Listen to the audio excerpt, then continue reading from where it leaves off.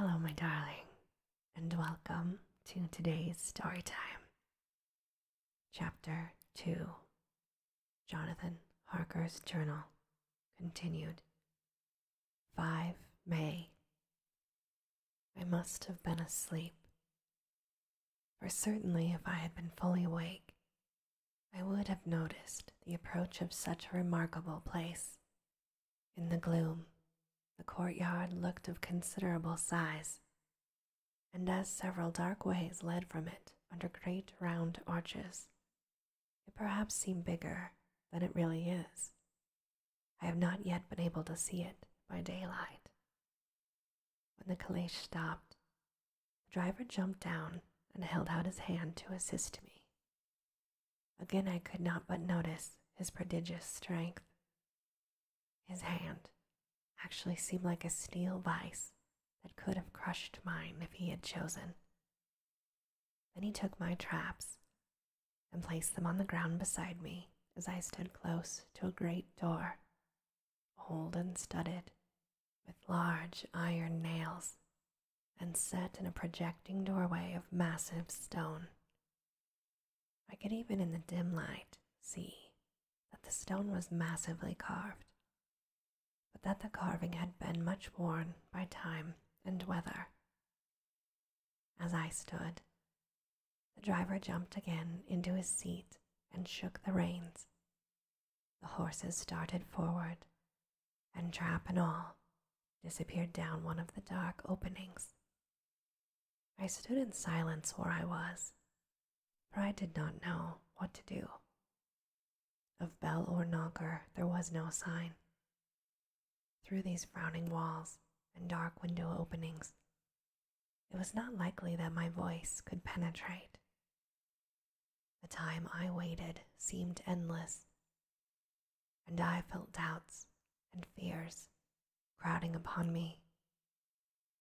What sort of place had I come to, and among what kind of people? What sort of grim adventure was it on which I had embarked? Was this a customary incident in the life of a solicitor's clerk sent out to explain the purchase of a London estate to a foreigner? Solicitor's clerk. Mina would not like that. Solicitor. For just before leaving London, I got word that my examination was successful, and I am now a full-blown solicitor. I began to rub my eyes and pinch myself to see if I were awake. It all seemed like a horrible nightmare to me, and I expected that I should suddenly awaken and find myself back home, with the dawn struggling in through the windows, as I had now and again felt in the morning after a day of overwork. But my flesh answered the pinching test, and my eyes were not to be deceived. I was indeed awake and among the Carpathians. All I could do now was to be patient and to wait the coming of morning. Just as I had come to this conclusion, I heard a heavy step approaching behind the great door, and saw through the chinks in the gleam of a coming light. Then there was the sound of rattling chains and the clanking of massive bolts drawn back. A key was turned with the loud grating noise of long disuse, and the great door swung back. There stood a tall, old man, clean-shaven save for a long white mustache, and clad in black from head to foot. There was no single speck of color about him anywhere. He held in his hand an antique silver lamp, in which the flame burned without a chimney or globe of any kind. It threw long quivering shadows as it flickered in the draught of the open door. The old man motioned me in with his right hand with a courtly gesture. He said in excellent English, but with a strange intonation, "Welcome to my house. Enter freely and of your own free will." He made no motion of stepping to meet me, but It stood like a statue, as though his gesture of welcome had fixed him into stone. That instant, however, that I had stepped over the threshold, he moved impulsively forward, and holding out his hand, grasped mine with a strength which made me wince, an effect which was not lessened by the fact that it seemed cold as ice, more like the hand of a dead man than a living man. Again he said, "Welcome to my house. Enter freely, go safely, and leave something of the happiness you bring." The strength of the handshake was so much akin to that which I had noticed in the driver, whose face I had not seen, that for one moment I doubted if it were not the same person to whom I was speaking. So to make sure, I said, "Count Dracula." He bowed in a courtly way as he replied, "I am Dracula, and I bid you welcome, Mr. Harker, to my house. Come in. The night air is chill, and you must need to eat and rest." As he was speaking, he put the lamp on a bracket on the wall, and stepping out, took my luggage. He had carried it in before I could forestall him. I protested, but he insisted. "Nay, sir, you are my guest. It is late, and my people are not available. Let me see to your comfort myself." He insisted on carrying my traps along the passage, and then up a great winding stair, and along another great passage, on whose stone floor our steps rang heavily.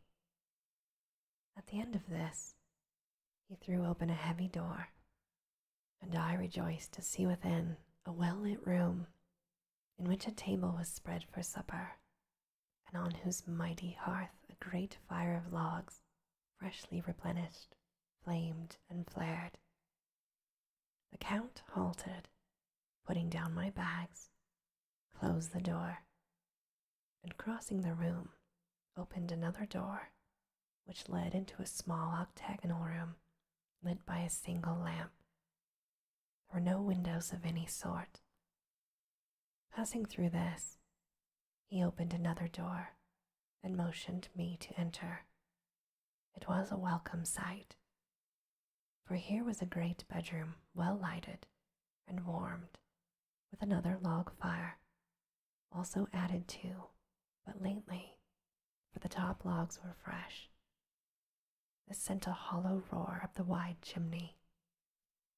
The Count himself left my luggage inside and withdrew, saying, before he closed the door, "You will need, after your journey, to refresh yourself by making your toilet. I trust you will find all you wish. When you are ready, come into the other room. You will find your supper prepared." The light and warmth and the Count's courteous welcome seemed to have dissipated all of my doubts and fears. Having then reached my normal state, I discovered that I was half famished with hunger. So making a hasty toilet, I went into the other room. I found supper already laid out. My host, who stood on one side of the great fireplace, leaned against the stonework and made a graceful wave of his hand to the table. He said, "I pray you, be seated and sup how you please. You will, I trust, excuse me that I do not join you, but I have dined already, and I do not sup." I handed to him the sealed letter which Mr. Hawkins had entrusted to me. He opened it and read it gravely. Then, with a charming smile, he handed it to me to read. One passage of it, at least, gave me a thrill of pleasure. It read, "I must regret that an attack of gout, from which malady I am a constant sufferer, forbids absolutely any traveling on my part for some time to come. but I am happy to say I can send a sufficient substitute, one in whom I have every possible confidence. He is a young man, full of energy and talent in his own way, and of a very faithful disposition. He is discreet and silent, and has grown into manhood in my service. He shall be ready to attend on you when you will during his stay, and shall take your instructions in all matters. The Count himself came forward and took off the cover of a dish, and I fell to at once on an excellent roast chicken. This, with some cheese and a salad, and a bottle of old Tokay, of which I had 2 glasses, was my supper. During the time I was eating it, the Count asked me many questions as to my journey, and I told him by degrees all that I had experienced. By this time, I had finished my supper, and by my host's desire, I had drawn up a chair from the fire and begun to smoke a cigar which he offered me, at the same time excusing himself that he did not smoke. I had now an opportunity of observing him, and I found him of a very strange physical state. His face was strong, very strong, aquiline, with high bridge of a thin nose and peculiarly arched nostrils, a lofty, domed forehead, hair growing scantily round the temples, but profusely elsewhere.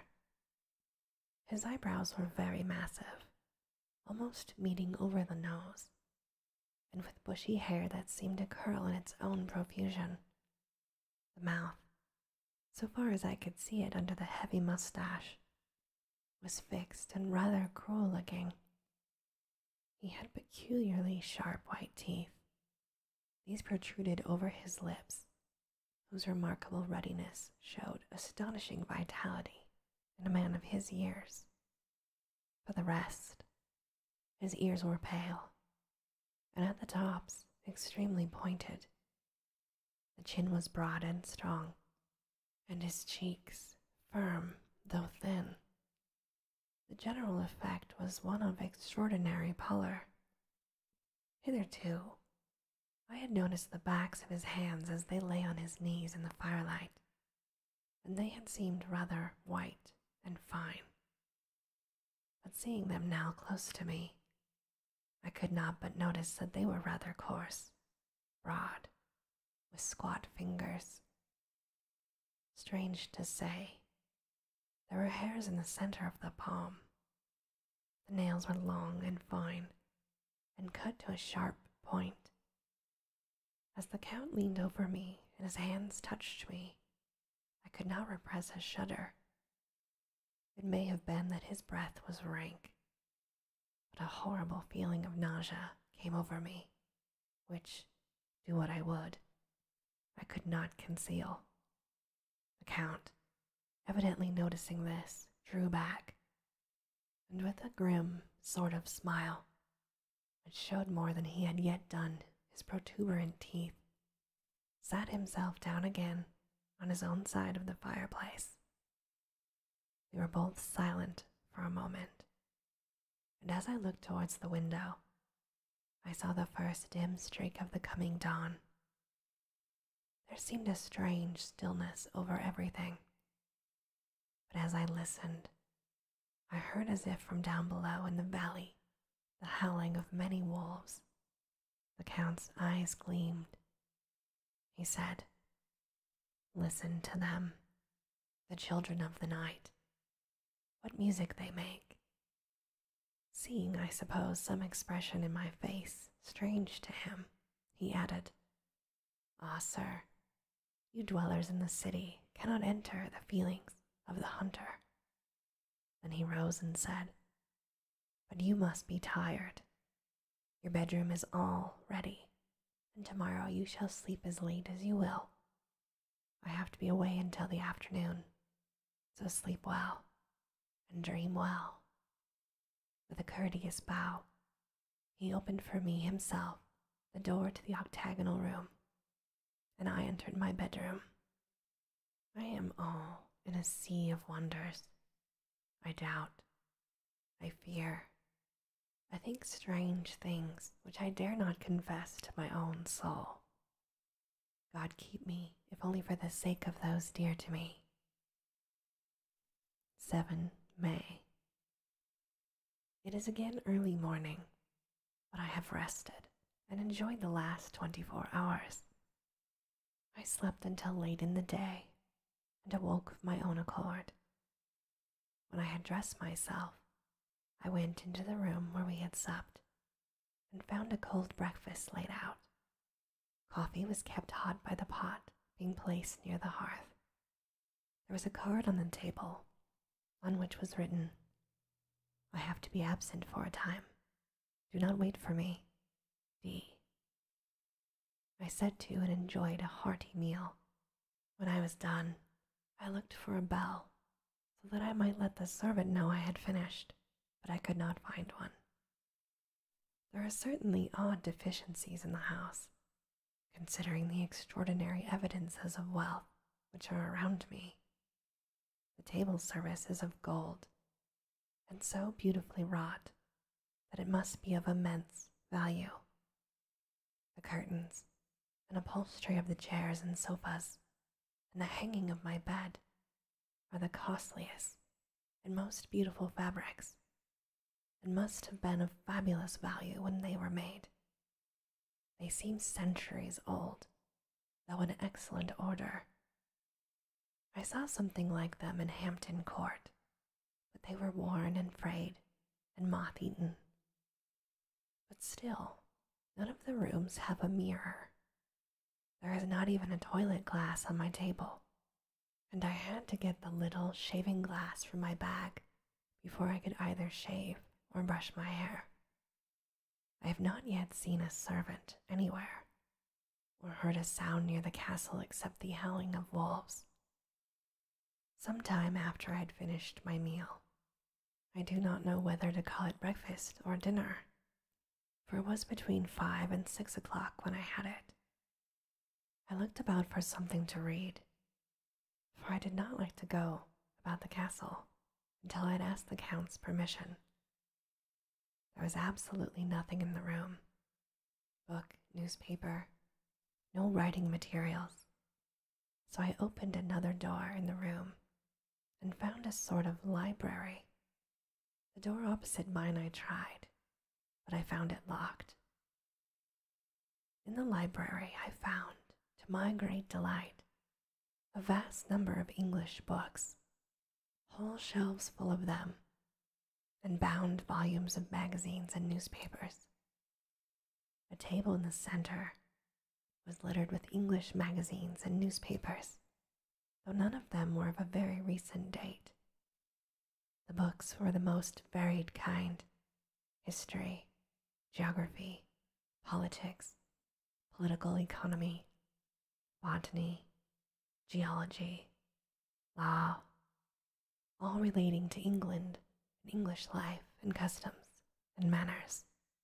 There were even such books of reference as the London Directory, the Red and Blue Books, Whitaker's Almanac, the Army and Navy lists, and it somehow gladdened my heart to see it, the Law List.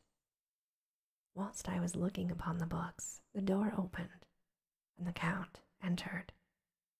He saluted me in a hearty way, and hoped that I had a good night's rest.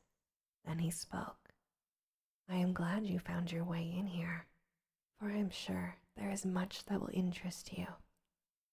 These companions," and he laid his hands on some of the books, "have been good friends to me, and for some years past, ever since I had the idea of going to London, they have given me many, many hours of pleasure. Through them I have come to know your great England, and to know her is to love her.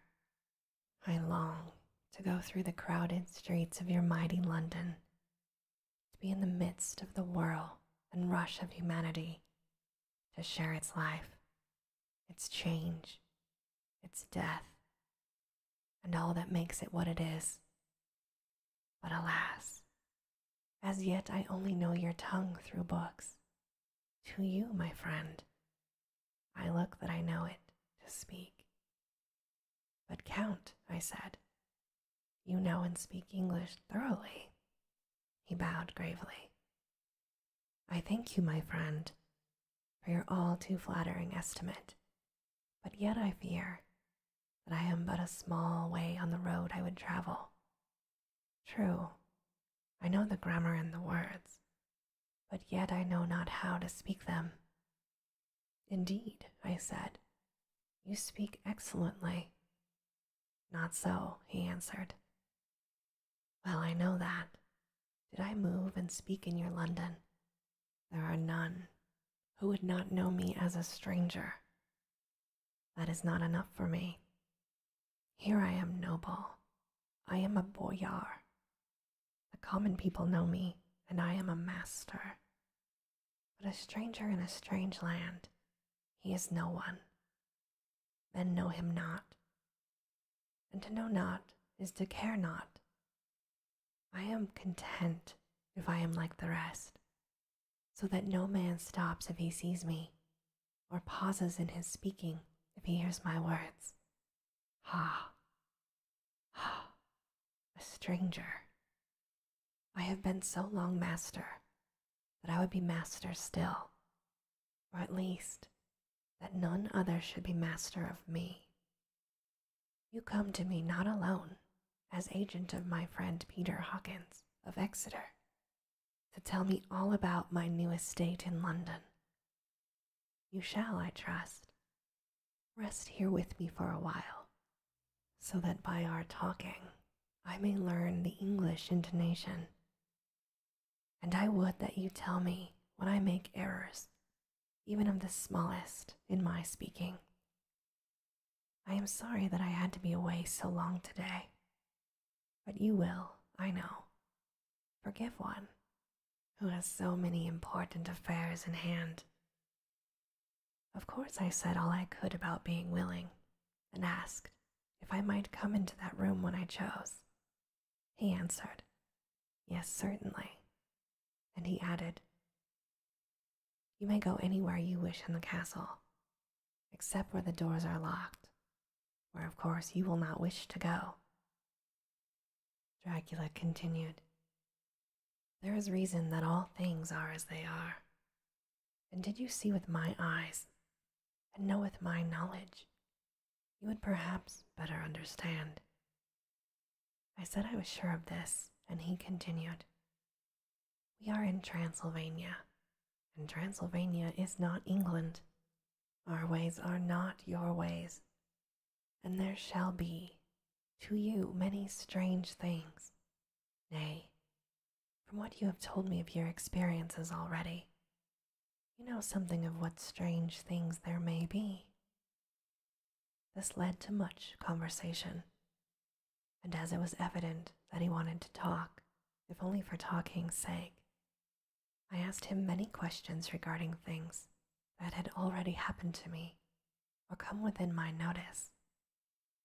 Sometimes he sheered off the subject or turned the conversation by pretending not to understand, but generally he answered all that I asked most frankly. Then as time went on, and I had gotten somewhat bolder, I asked him of some of the strange things of the preceding night. For instance, why the coachman went to the places where he had seen the blue flames. Dracula then explained to me that it was commonly believed that on a certain night of the year, last night in fact, when all evil spirits are supposed to have unchecked sway, a blue flame is seen over any place where treasure has been concealed. That treasure has been hidden, he went on, in the region through which you came last night. There can be but little doubt, for it was the ground fought over for centuries by the Wallachian, the Saxon, and the Turk. Why, there is hardly a foot of soil in all of this region that has not been enriched by the blood of men patriots or invaders. In the old days, there were stirring times when the Austrian and the Hungarian came up in hordes, and the patriots went out to meet them, men and women, the aged, and the children too, and waited their coming on the rocks above the passages, that they might sweep destruction on them from their artificial avalanches. When the invader was triumphant, he found but little, for whatever there was had been sheltered in the friendly soil. But how, said I, can it have remained so long undiscovered, when there is sure an index to it, if men will but take the trouble to look? The Count smiled, and as his lips ran back over his gums, the long, sharp, canine teeth showed out strangely. He answered, because your peasant is at heart a coward and a fool. Those flames only appear on one night, and on that night no man of this land will, if he can help it, stir without his doors. And, dear sir, even if he did, he would not know what to do. Why, even the peasant that you tell me of, who marked the place of the flame, would not know where to look in daylight, even for his own work, and even you would not, I dare be sworn, be able to find these places again. There you are right, I said. I know no more than the dead, or even to look for them. Come, he said at last, tell me of London, and of the house which you have procured for me. With an apology for my remissness, I went into my room to get the papers from my bag. Whilst I was placing them in order, I heard a rattling of china and silver in the next room, and as I passed through, I noticed that the table had been cleared and the lamp lit, for it was by this time deep into the dark. The lamps were also lit in the study and library, and I found the Count lying on the sofa, reading, of all the things in the world, an English Bradshaw's Guide. When I came in, he cleared the books and papers from the table, and with him I went into plans and deeds and figures of all sorts.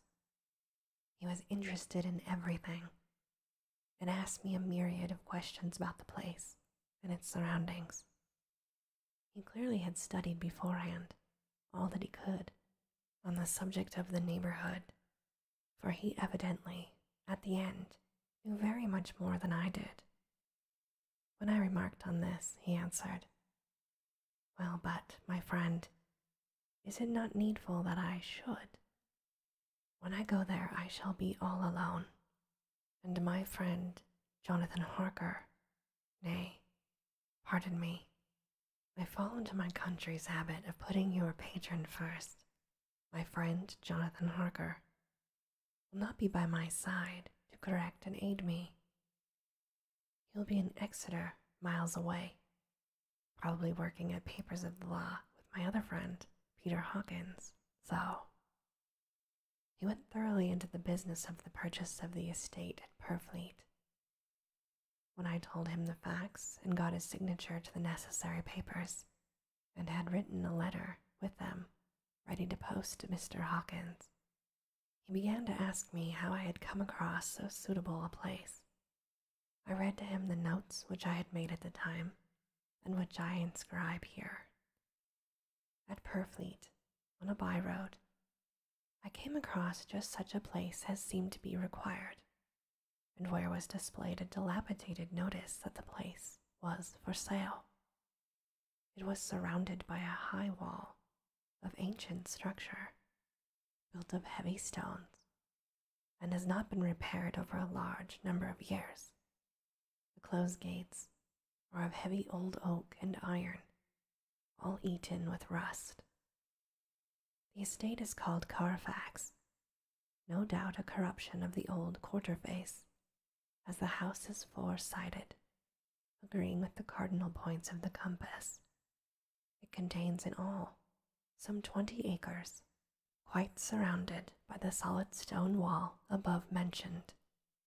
There are many trees on it, which make it in places gloomy, and there is a deep, dark-looking pond or small lake, evidently fed by some spring. The water is clear and flows away in a fair-sized stream. The house is very large, and of all periods back, I should say, to medieval times, for one part is of stone immensely thick, with only a few windows high up and heavily barred with iron. It looks like part of a keep, and is close to an old chapel or church. I could not enter it, as I had not the key of the door leading to it from the house, but I have taken with my kodak views of it from various points. The house had been added to, but in a very straggling way, and I can only guess at the amount of ground it covers, which must be very great. There are but few houses close at hand, one being a very large house only recently added to, and formed into a private lunatic asylum. It is not, however, visible from the grounds. When I had finished, he said, "I am glad that it is old and big. I myself am of an old family, and to live in a new house would kill me. A house cannot be made habitable in a day, and after all, how few days go to make up a century. I rejoice also that there is a chapel of old times. We Transylvanian nobles love not to think that our bones may lie amongst the common dead. I seek not gaiety nor mirth, not the bright voluptuousness of so much sunshine and sparkling waters, which please the young. I am no longer young, and my heart, through weary years of mourning over the dead, is attuned to mirth. Moreover, the walls of my castle are broken, the shadows are many, and the wind breathes cold through the broken battlements and casements. I love the shade and the shadow, and would be alone with my thoughts when I may." Somehow his words and his look did not seem to accord, or else it was that his cast of face made his smile look malignant and saturnine. Presently, with an excuse, he left me, asking me to pull my papers together. He was some time away, and I began to look at some of the old books around me. One was an atlas, which I found open naturally to England, as if that map had been much used. On looking at it, I found in certain places small rings marked, and on examining these, I noticed that one was near London on the east side, manifestly where his new estate was situated. The other two were Exeter and Whitby on the Yorkshire coast. It was the better part of an hour when the Count returned. "Aha," he said, "still at your books? Good. But you must not work always. Come. I am informed that your supper is ready." He took me by the arm, and we went into the next room, where I found an excellent supper ready on the table. The Count again excused himself, as he had dined out on his being away from home. But he sat as on the previous night and chatted whilst I ate. After supper I smoked, as on the last evening, and the Count stayed with me, chatting and asking questions on every conceivable subject, hour after hour. I felt that it was getting very late indeed, but I did not say anything, for I felt under obligation to meet my host's wishes in every way. I was not sleepy, as the long sleep yesterday had fortified me, but I could not help experiencing that chill which comes over one at the coming of dawn, which is like, in its way, the turn of the tide. They say that people who are near death die, generally at the change to dawn or at the turn of the tide. Anyone who has, when tired, and tied as it were to his post, experienced this change in the atmosphere can well believe this. All at once we heard the crow of the cock coming up with preternatural shrillness through the clear morning air. Count Dracula, jumping to his feet, said, "Why, there is the morning again. How remiss I am to let you stay up so long. You must make your conversation regarding my dear new country of England less interesting, so that I may not forget how quickly time flies." And with a courtly bow, he quickly left me. I went into my room and drew the curtains, but there was little to notice. My window opened into the courtyard. All I could see was the warm gray of quickening sky. So I pulled the curtains again and have written of this day. 8 May. I began to fear as I wrote in this book that I was getting too diffuse. But now I am glad that I went into detail from the first, for there is something so strange about this place and all in it that I cannot but feel uneasy. I wish I were safe out of it, or that I had never come. It may be that this strange night existence is telling on me, but would that all that it were? If there were anyone to talk to, I could bear it, but there is no one. I have only the Count to speak with, and he, I fear I am myself the only living soul within the place. Let me be prosaic so far as the facts can be. It will help me to bear up, and imagination must not run riot with me. If it does, I am lost. Let me say at once how I stand, or seem to stand. I only slept a few hours when I went to bed, and feeling that I could not sleep any more, I got up. I had hung my shaving glass by the window, and was just beginning to shave. Suddenly, I felt a hand on my shoulder, and heard the Count's voice saying to me, "Good morning."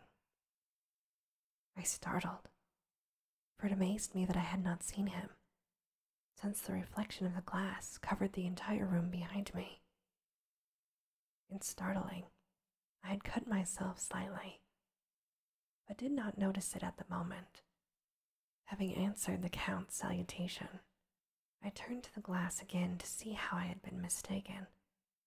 This time there could be no error, for the man was close to me, and I could see him over my shoulder, but there was no reflection of him in the mirror. The entire room behind me was displayed, but there was no sign of a man in it, except myself. This was startling, and coming on the top of so many strange things, was beginning to increase that vague feeling of uneasiness which I always have when the Count is near. But at the instant I saw the cut had bled a little, and the blood was trickling over my chin. I laid down the razor, turning as I did so half round to look for some sticking plaster. When the Count saw my face, his eyes blazed with a sort of demonic fury, and he suddenly made a grab at my throat. I drew away, and his hand touched the string of beads which held the crucifix. It made an instant change in him, for the fury passed so quickly that I could hardly believe it was ever there. "Take care," he said. "Take care how you cut yourself. It is more dangerous than you think in this country." Then, seizing the shaving glass, he went on, "And this is the wretched thing that has done the mischief. It is the foul bauble of man's vanity. Away with this." And opening the window with one wrench of his terrible hand, he flung out the glass. It shattered into 1,000 pieces on the stones of the courtyard far below. Then he withdrew without a word. It was very annoying, for I do not see how I am to shave, unless in my watch case, or the bottom of the shaving pot, which is fortunately of metal. When I went into the dining room, breakfast was prepared, but I could not find the Count anywhere, so I breakfast alone. It is strange that as yet I have not seen the Count eat or drink. He must be a very peculiar man. After breakfast, I did a little exploring in the castle. I went out on the stairs and found a room looking towards the south.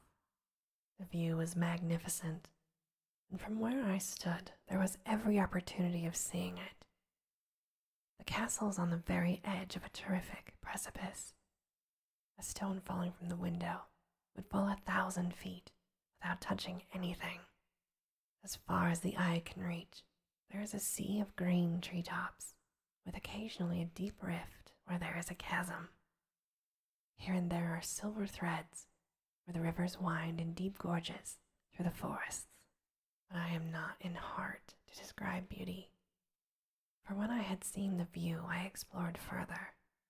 Doors, doors, doors everywhere, and all locked and bolted. In no place, save from the window in the castle, was there an available exit. The castle is a veritable prison, and I am a prisoner. And this, my darling, ends our story time for today. As always, I hope that you have very sweet and creepy dreams. Good night.